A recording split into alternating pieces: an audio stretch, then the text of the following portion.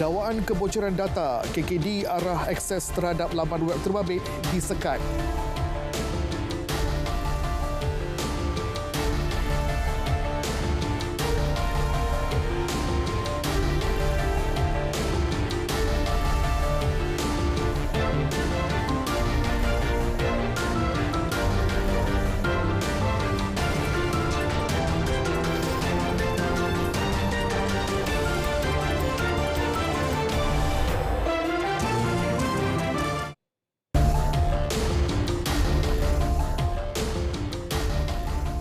Selamat malam dan salam perpaduan. Anda bersama saya Mohan Shinasami, Berita Tengah Malam.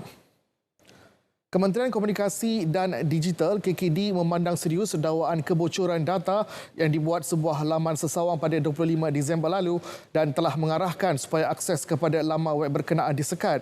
Menterinya Fahmi Fadzil berkata, notis sekatan telah dikemuka kepada Suruhanjaya Komunikasi dan Multimedia bagi tujuan menghalang orang awam mengakses laman sesawang tersebut. KKD melalui Jabatan Perlindungan Data Peribadi JPDP dengan kerjasama Cyber Security Malaysia CSM sedang mendapatkan maklum balas daripada agensi yang terlibat dengan dakwaan itu bagi memastikan kesahihan pemilikan data. Kebocoran data itu didakwa melibatkan pihak Maybank, Suruhanjaya Pilihan Raya dan Astro.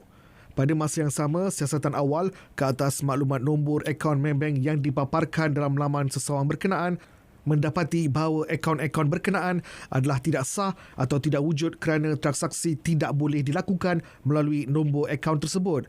Siasatan awal juga mendapati terdapat potensi data yang didakwa bocor adalah merujuk kepada satu insiden kebocoran yang berlaku pada tahun 2018.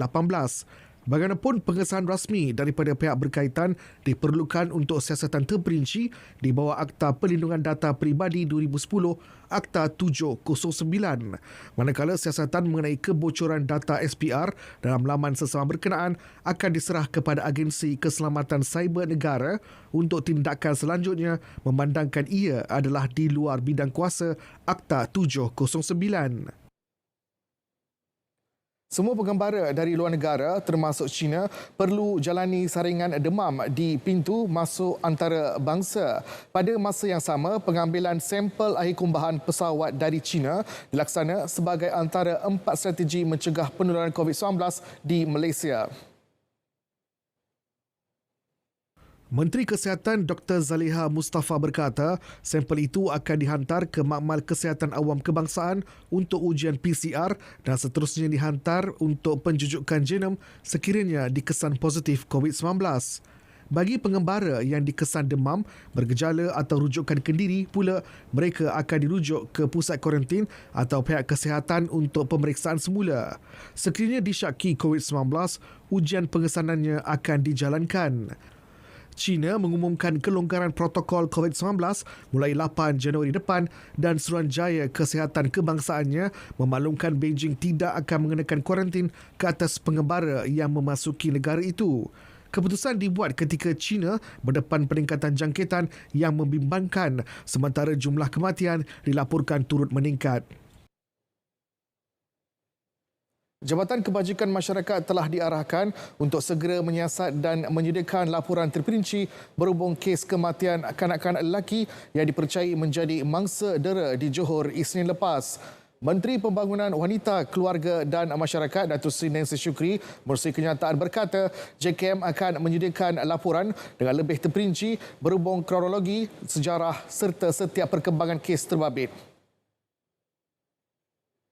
Beliau memberi jaminan kementerian serta agensi di bawahnya akan memberikan kerjasama penuh dalam siasatan tersebut. KPWKM akan meneroka segala kemungkinan untuk memperkemas faktor pencegahan termasuklah seperti keperluan hukuman lebih tegas dan berat kepada pesalah kes dera. Langkah itu bagi memastikan agar kes penderaan sebegitu tidak berulang lagi di samping pengajaran kepada ibu bapa atau penjaga yang cuai dalam memberi jagaan yang terbaik kepada kanak-kanak.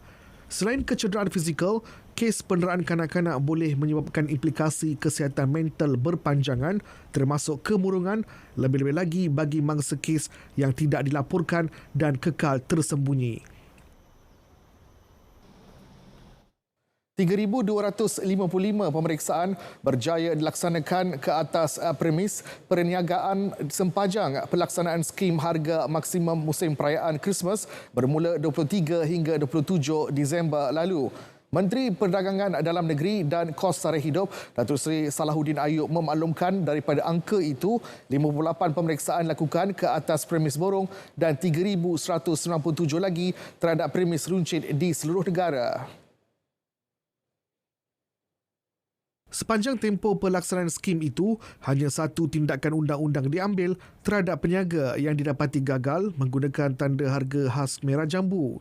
Beliau menerusi satu kenyataan maklumkan KPDN juga tidak menerima sebarang aduan berkaitan pelaksanaan skim harga maksimum musim perayaan Christmas.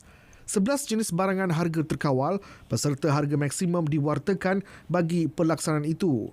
Bagi membolehkan penguatkuasaan dilaksanakan dengan lebih berkesan, Pegawai Penguatkuasa KPDN membuat pemantauan di pasar awam, pasar raya dan premis perniagaan yang menjadi tumpuan pengguna untuk membeli belah. Berdasarkan pemantauan KPDN dan maklum balas orang ramai, pelaksanaan skim berkenaan berjalan dengan baik dan lancar serta tiada kenaikan harga dikesan selepas ia berakhir.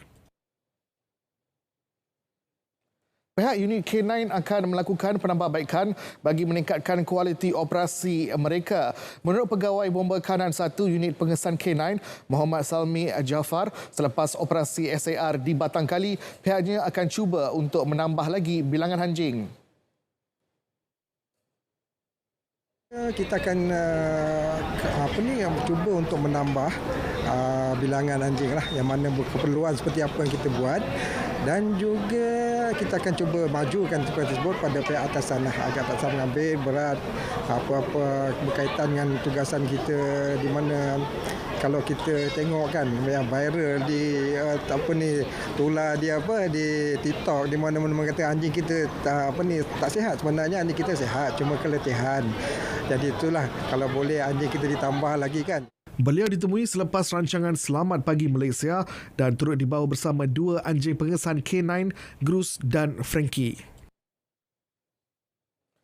Taktik 4 lelaki menjadi penjual buah dengan bergerak sekitar Lembah Kelang untuk memantau keadaan sebelum mencuri kenderaan terbongkar. Ketua Polis Daerah Serdang ACP A. Ambalagan berkata, keempat-empat suspek yang dikenali sebagai geng Harrier Putih dicukup menerusi 2 serbuan Sabtu lepas. Modus operandi yang dijalankan ialah dengan mensasarkan pelbagai jenis kenderaan atas permintaan pembeli yang disyaki merupakan bengkel-bengkel yang membaiki kenderaan. Suspek akan memilih dan mencuri kenderaan yang diletakkan di luar kawasan perumahan, LRT dan MRT pada waktu siang hari.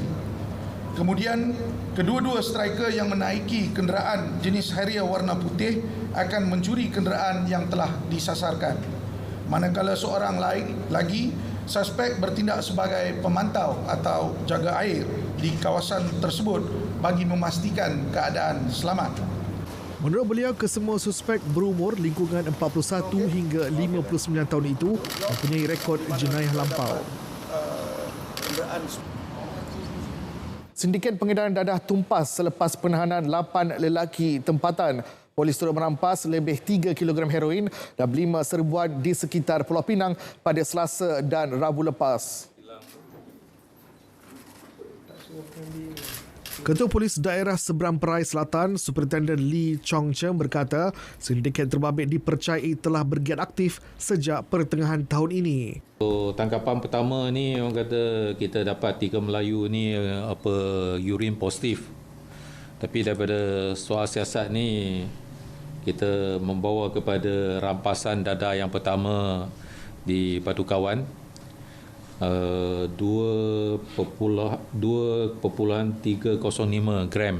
kilogram.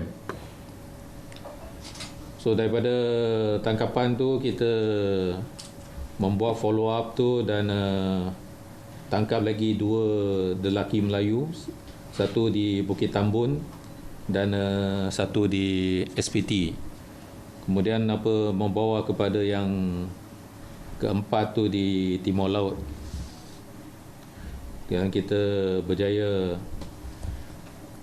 rampas 2 bungkusan dada heroin tu dengan anggaran berat tu 910 gram. Kesemua suspek yang berusia antara 19 hingga 50 tahun itu mempunyai rekod kesalahan lampau.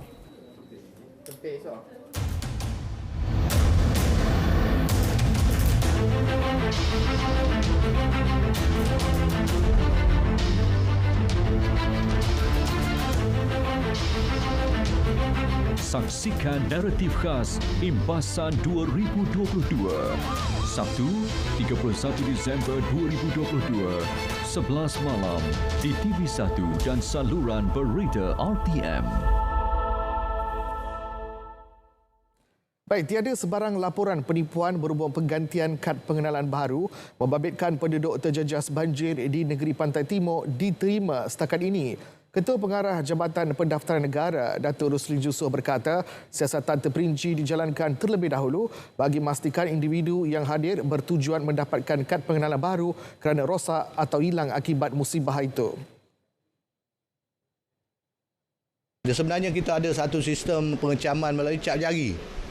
Setiap pemohon datang kepada kita, saya hilang IC sebagai contoh, saya duduk di daerah Topak dan sebagainya, rumah saya banjir, kita akan ambil pengecaman cap jari. Jadi dalam sistem kita ada semua. Sesiapa yang pernah memegang dokumen JPN, rekod dia ada bersama JPN. Beliau berkata demikian selepas majlis penyerahan bantuan banjir kepada 22 kaki tangan JPN Kelantan yang terlibat banjir di Tumpat. Mula selanjut, Roslin berkata pihaknya juga mendapati jumlah permohonan bagi penggantian kad pengenalan baru akibat banjir menunjukkan pengurangan berikutan kesedaran rakyat yang bersiap sedia berdepan dengan bencana alam itu. 212 premis Taman Bimbingan Kanak-Kanak Tabika Jabatan Kemajuan Masyarakat Kemas terjejas susulan banjir sejak 18 Disember lalu. Ketua Pengarah Kemas Ahmad Kamal Idris Muhammad Nawawi berkata jumlah tersebut melibatkan 100 premis di Terengganu manakala selebihnya di Pahang dan Kelantan. Bagaimanapun, menurut beliau, kesemua premis terlibat akan dibuka seperti biasa bermula sesi Januari, Ahad dan Isnin ini tidak mengalami kerosakan struktur bangunan yang serius. Kebanyakan kerosakan hanya membabitkan perabot, peralatan dan buku-buku di dalam premis. Kemas juga sedang mengenal pasti nilai keseluruhan kerosakan dan usaha memperbaiki serta menggantikan kemudahan peralatan baru akan diusahakan segera untuk memastikan keselesaan anak-anak dan kaki tangan. Selain premis tersebut, 694 kaki tangan kemas turut terjejas bencana itu di 3 negeri berkenaan. Kerja-kerja pembaikan infrastruktur yang rosak akibat banjir di Terengganu akan disegerakan. Tumpuan kepada kerja-kerja pembaikan jalan, saliran, kemudahan awam dan rumah ibadat. Timbalan Setiausaha Kerajaan Negeri Pembangunan Datuk Tun Ahmad Faizal Tun Abdul Razak berkata nilaian kerosakan masih belum dimuktamadkan.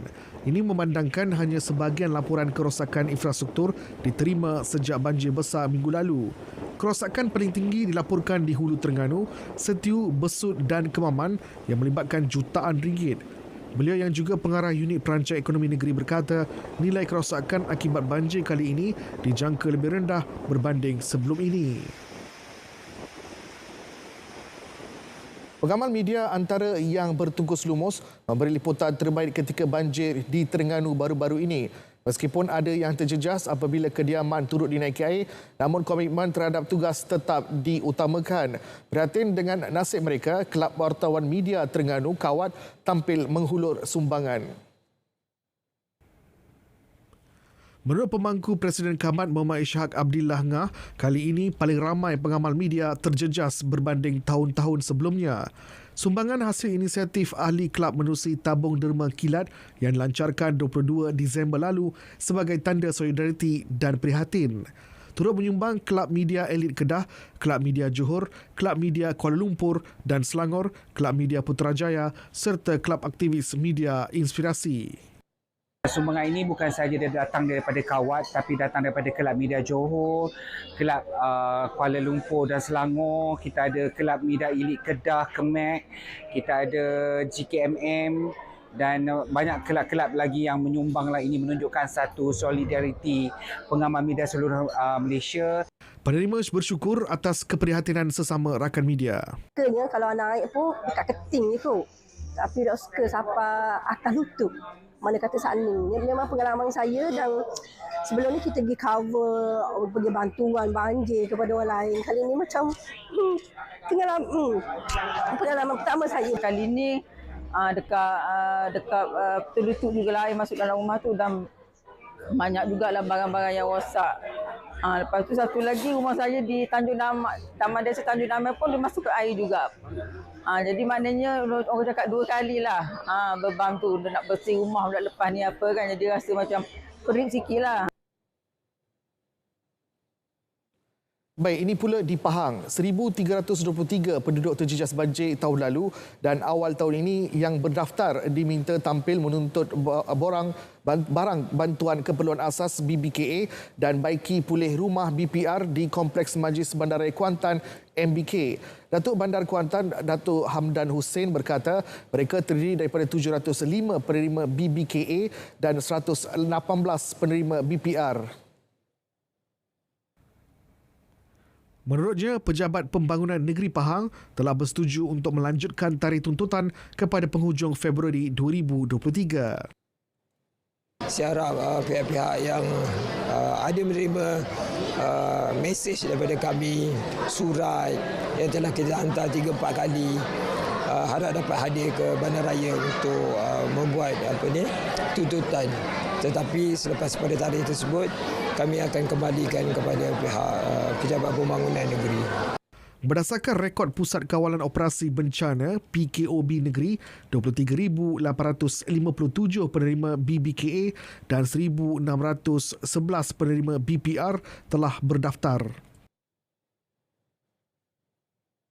Yang di-Pertuan Agong Al-Sultan Abdullah Riayatuddin Al-Mustafah Billah Shah berkenan menyantuni dan mengurniakan sumbangan peribadi kepada 150 asnaf di Kuala Lipis, Pahang.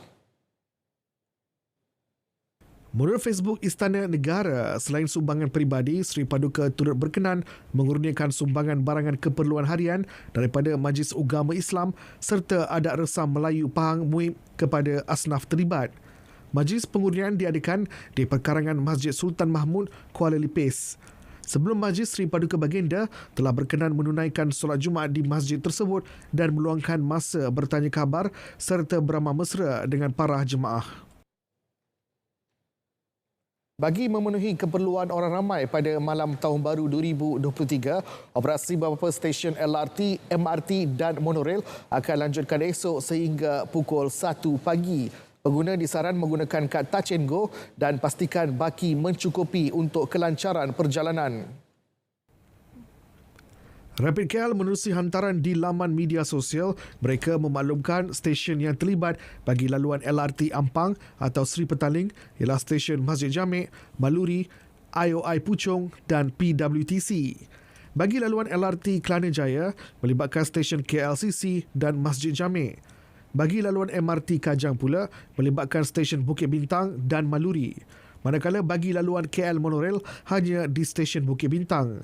Menurut Rapid KL, stesen-stesen lain akan ditutup seperti biasa, namun penumpang masih boleh keluar di stesen tersebut.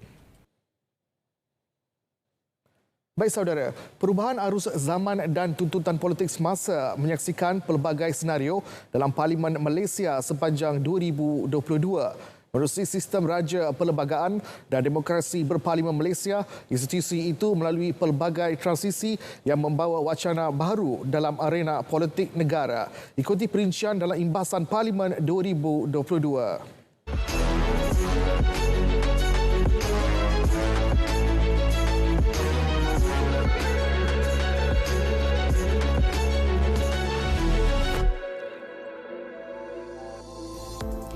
Parlimen ke-14 menyaksikan beberapa akta dipinda dan diluluskan. Rang Undang-Undang RUU Perlembagaan Pindaan 2022 mengenai isu Perjanjian Malaysia 1963 MA 63 yang diluluskan tahun lalu berkuat kuasa secara rasmi pada 11 Februari 2022. Pada 20 Julai 2022 pula, rang undang-undang RUU anti gangguan seksual yang dirangka sejak lebih 10 tahun lalu telah diluluskan. Manakala pada 26 Ogos lepas pula, bekas Menteri Sumber Manusia mengumumkan penangguhan penguatkuasaan pindaan Akta Kerja 1955 kepada 1 Januari 2023. Akta itu sepatutnya berkuat kuasa pada 1 September lepas. Dewan Rakyat turut mencatat sejarah apabila rang Undang-Undang Perlembagaan Pindaan Nombor 3 2022 Akta A1663 berkaitan larangan ahli parlimen bertukar parti diluluskan dengan sokongan majoriti lebih 2/3 pada 28 Julai 2022. Akta A1663 mendapat perkenan Yang di-Pertuan Agong pada 31 Ogos dan diwartakan pada 6 September. Parlimen turut menyaksikan pada 7 Oktober 2022 apabila Menteri Kewangan pada masa itu, Tengku Datuk Seri Zafrul Abdul Aziz memperuntukkan sebanyak 372.3 bilion ringgit bagi bajet 2023. Bagaimanapun, pada 10 Oktober, Parlimen kemudiannya dibubarkan sebelum Belanjawan 2023 itu dibahas dan diluluskan. Akhirnya, keputusan PRU15 pada 19 November lalu telah menyaksikan tiadanya gabungan parti politik yang memperoleh majoriti mudah 112 kerusi untuk membentuk kerajaan. Lantas ia mengakibatkan berlakunya parlimen tergantung sekaligus menjadikan tumpuan seterusnya terarah kepada institusi beraja. Kemerut ini turut melibatkan pihak Raja-Raja Melayu yang cuba menyelesaikannya dan akhirnya pada 24 November 2022 Yang di-Pertuan Agong Al-Sultan Abdullah Riayatuddin Al-Mustafa Bilal Shah berkenan melantik Datuk Seri Anwar Ibrahim sebagai Perdana Menteri ke-10 selepas mendengar pandangan pihak terlibat berdasarkan Perlembagaan Negara.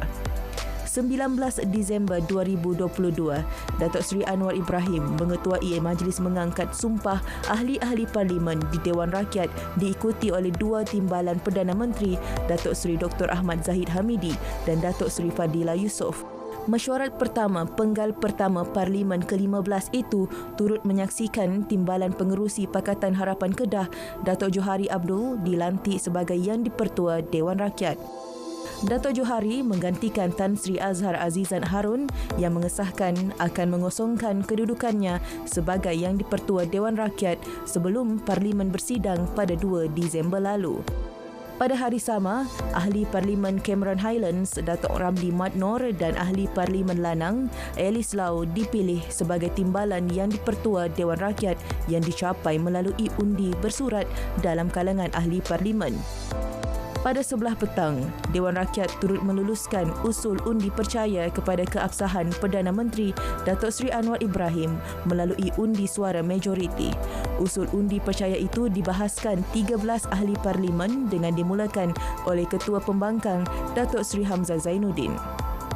Hari kedua mesyuarat pertama Penggal Pertama Parlimen ke-15 di Dewan Rakyat menyaksikan bajet mini 2023 dan rang undang-undang RUU kumpulan wang disatukan perbelanjaan masuk akaun 2022 yang dibentangkan Datuk Seri Anwar Ibrahim diluluskan. Keesokannya, Dewan Negara turut meluluskan rang undang-undang tersebut.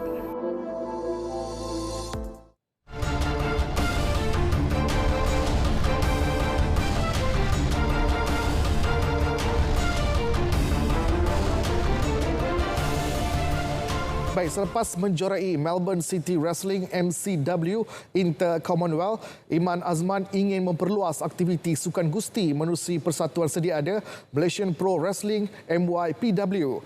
Kejayaan itu turut memberi impak besar kepada atlet seangkatan sekaligus meletakkan sukan gusti setanding dengan sukan ekstrim yang ada di negara ini. Eman menjelaskan cabaran terbesar yang perlu ditempuh adalah komitmen dan kesungguhan yang tinggi untuk bergelar juara dan mengharumkan nama Malaysia di peringkat antarabangsa. With this, me winning the championship, Eman memang ada plan nak, inspire future youths, Malaysians that want to join wrestling, as well as those already training in MyPW. But the next goal as well is to not just make myself champion, Eman je tak nak jadi juara. I want everyone else, I want all my students as well nak jadi juara juga, overseas ke, dekat Malaysia ke, kat Singapura, mana-mana. I just want them to know that there's pro wrestling in Malaysia. Beliau berkata demikian pada sidang media Malaysia Pro Wrestling sebaik tiba di KLIA siang tadi. Jelasnya sukan gusti mempunyai potensi yang besar dan meletakkan harapan agar suatu masa nanti Malaysia dan Asia Tenggara bakal menjadi tumpuan untuk arena sukan gusti. Kita ke saingan Piala AFF 2022. Skuad Harimau Malaya optimis untuk menumpaskan Singapura dalam aksi terakhir peringkat kumpulan B yang akan berlangsung Selasa depan di Stadium Nasional Bukit Jalil. Tonggak Pertahanan Tengah Negara Syarul Nazim Zulpakar menyifatkan perlawanan itu merupakan peluang akhir bagi memastikan pasukan negara untuk layak ke peringkat separuh akhir. Kita tahu kita wajib menang menentang Singapura. Kita tak boleh target seri walaupun kita tahu yang Vietnam dengan Singapura akan bermain pada malam ni. So bagi saya kita orang tak boleh nak ambil mudah. Kita kena bagi 100% pada game menentang Singapura selesai nanti dan mendapat 3 poin untuk kami melayakkan diri ke semifinal nanti. Manakala bagi pemain tengah negara Muhammad Muhairi Ajmalah Mahadi, tiada ruang untuk mereka melakukan kesilapan apabila turun bertemu Singapura. Menurutnya, kekalahan kepada Vietnam tempoh hari perlu dijadikan pengajaran. Bagi saya, kita kena fokus daripada segi set pieces diorang. Mungkin kadang kita terleka, itu kesilapan daripada kita sendirilah, dan insyaAllah saya yakin dengan semua player akan bangkitlah pada game Singapura ni. Tambah Mukhairi, peluang yang diberikan oleh Ketua Jurulatih Kim Banggon tidak akan disia-siakan pada perlawanan penting ini. Singapura dan Vietnam yang mencatat keputusan seri 0-0 malam tadi kini terikat 7 mata manakala Malaysia memiliki 6 mata. Penyerang skuad kebangsaan Lee Andrew Tak atau lebih dikenali sebagai Lee Tak sah bersama pasukan Kedah Darul Aman KDFC bagi mengharungi saingan Liga Malaysia musim 2023. Pengesahan KDFC itu sekaligus menamatkan spekulasi ke mana destinasi yang dituju oleh Lee Tak selepas mengambil keputusan untuk tidak menyambung kontraknya bersama Seri Pahang FC. KDFC dalam kenyataannya memaklumkan Lee Tak yang mengikat kontrak selama setahun bersama Sang Kenari bakal mengisi slot kota pemain tempatan terakhir bagi pasukan Liga Super musim 2023. Musim lepas, pemain itu mewakili pasukan Seri Pahang FC dan mula beraksi sebagai pemain tempatan dalam saingan Piala Malaysia 2022. Walaupun sebelum ini mengisi slot kota import, Lee Tak akhirnya mendapat kerakyatan secara naturalisasi pada Jun lepas dan baru-baru ini disenaraikan sebagai pemain Harimau Malaya bagi kejohanan Piala AFF 2022. Lee Tak sebelum ini pernah menyarung jersey Negeri Sembilan FC dan Terengganu FC. Baik, berita tengah malam berakhir di sini. Dapatkan perkembangan sahih sepanjang masa melalui portal berita.rtm.gov.my. Yang sahih di RTM. Salam perpaduan dan selamat malam.